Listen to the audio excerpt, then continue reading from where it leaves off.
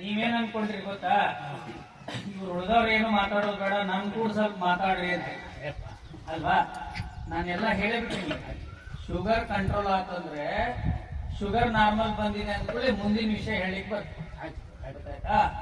ವೈಯಕ್ತಿಕ ಮಾತಾಡಿದ್ರೆ ಮುಗಿಯಂಗಿಲ್ಲ.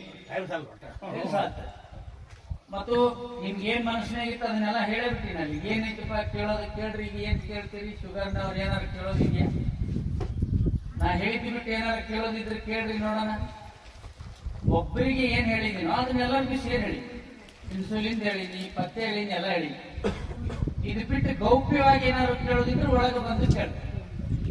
ಉದಾಹರಣೆಗೆ ಶುಗರ್ ಇರೋರಿಗೆ ಬಿಳಿ ಕಲೆ ಇರ್ತವೆ ಅಥವಾ HIV ಇರುತ್ತೆ, ಅವ್ರು ಯಾರಾದ್ರೂ ಬಂದಿದ್ರೆ ಒಳಗಡೆ ಬಂದಾಗ ಕೇಳು. ಇಲ್ಲಿ ಕೇಳಕ್ ಆಗ್ಲಿಲ್ಲ, ಗರ್ಭಿಣಿ ಇರ್ತಾರೆ, ಮಗು ಹಾಲು ಕುಡಿಸ್ಬೋದೋ ಬೇಡವೋ, ಇದನ್ನೆಲ್ಲ ಕೇಳೋದಿದ್ರೆ ಒಳಗಡೆ. ನಮ್ದು ಹೀಗೆ ಸಿಸ್ಟಮ್ ಇಲ್ಲ ಅಂದ್ರೆ ಈ ಒಬ್ಬೊಬ್ಬರಿಗೆ ಹೇಳ್ತಾ ಕೂತ್ರೆ 15 ದಿನ ಮುಗಿಯೋದೇ ಇಲ್ಲ. ಅದ್ರ ಬಿಟ್ಟು